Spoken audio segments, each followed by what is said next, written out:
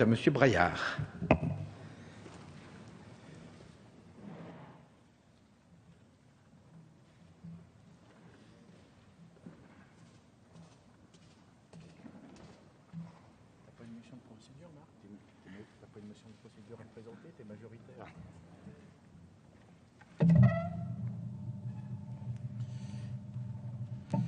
Monsieur le Président, Madame le Ministre, chers collègues, si personne ne peut s'enorgueillir dans cette Assemblée d'avoir le monopole du cœur, nous pensons que nous partageons tous l'intérêt et la défense de nos territoires ruraux et de la montagne.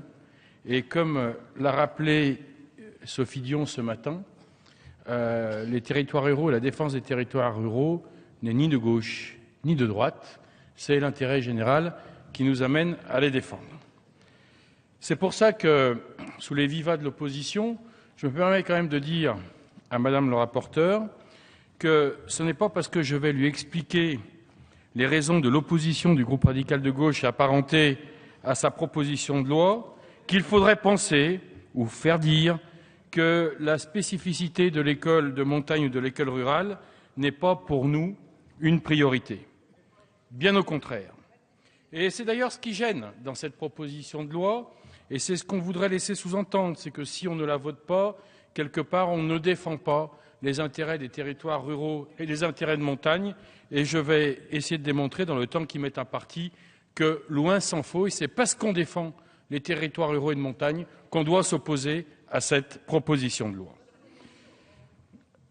Laissez-moi vous expliquer, puis après on verra si vous êtes d'accord ou pas d'accord. Parce que nous pensons qu'aux bonnes intentions, nous pensons que ces bonnes intentions, quelles qu'elles soient, d'où qu'elles viennent, nous préférons toujours les actes. L'école constitue un facteur important du choix d'une famille pour s'établir dans une commune, et on sait très bien que l'école de montagne, l'école rurale de montagne, est essentielle pour éviter soit la concentration urbaine, soit la désertification. Nous partageons ce constat.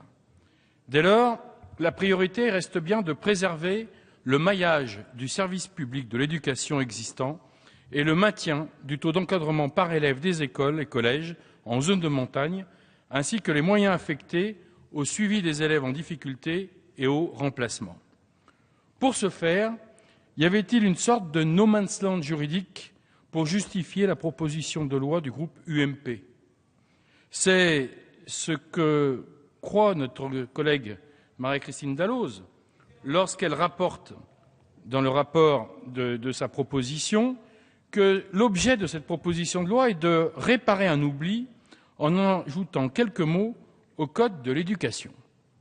Pourtant, vous devriez savoir, et vous le savez pertinemment bien, que la circulaire du 30 décembre 2011, à destination des recteurs d'académie, a apporté une attention toute particulière aux zones de montagne pour compenser les situations d'isolement éducatif auxquelles elles peuvent être confrontées. C'est normatif, vous dites, mais vous savez que souvent on nous reproche l'excès législatif, et à force de vouloir faire trop de lois, on tue la loi. Cette circulaire du 30 décembre 2011 est exhaustive et elle contient des objectifs partagés.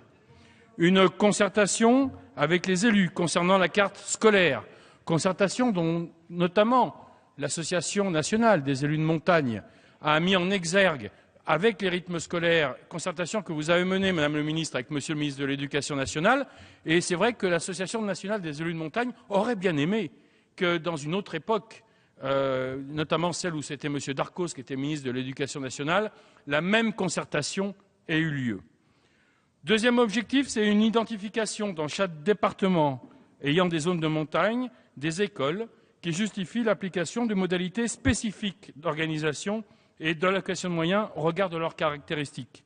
À ce titre, je veux profiter et saluer à cette tribune, à titre d'exemple tout à fait positif, l'excellent travail du Conseil général des Hautes-Pyrénées, de son président Michel Pellieu et de Chantal Robin-Rodrigo, une de nos anciennes collègues, qui ont mené, en lien avec les autorités académiques dans ce département, une expérience très concluante sur l'identification des écoles en combinant le classement montagne avec le caractère rural de la commune, sa démographie scolaire, son isolement et ses conditions d'accès pour les transports scolaires. Ce travail a été fait il y a quelques mois, voire en 2011-2012. Donc c'est un travail récent qui montre bien l'application que peuvent avoir les élus de la montagne dans cet intérêt de soutenir l'école rurale et de montagne. Enfin, la circulaire permet également l'aménagement du réseau scolaire et une stabilisation des structures, ce qui constitue pour nous une vraie priorité. Mais toutes les bonnes intentions, toutes les bonnes volontés se heurtent souvent sur le récif de la contrainte financière. Et sur ce point, la réalité pour les écoles des territoires ruraux et de montagne a changé. Alors que des postes disparaissaient, ces mêmes postes ont été depuis recréés, créés ou seront bientôt affectés. C'est au ministère qu'il appartient toutefois, Madame le ministre, à faire attention que dans ces départements, il n'y ait pas un tropisme trop urbain. Et le rôle des directeurs académiques, des DAZEN, nous apparaît extrêmement important pour éviter cela. Car la réalité de ce que le gouvernement fait, avec notre soutien, est la traduction de la loi d'orientation et de programmation pour la refondation de l'école de la République du 8 juillet 2013. Outre le texte légal précise qu'une attention particulière est portée aux territoires ruraux et de montagne, Madame la ministre tout à l'heure l'a rappelé, c'est surtout les moyens et les postes en augmentation qui nous permettent de penser que le gouvernement soutient mieux, quantitativement et qualitativement, les écoles dans les territoires ruraux et de montagne. Monsieur Darmanin, ce n'est pas nous qui avons supprimé 80 000 postes en 5 ans. Donc quand on a ce bilan-là, il y a des sujets sur lesquels on évite d'interrompre l'orateur. Merci, Monsieur le Président.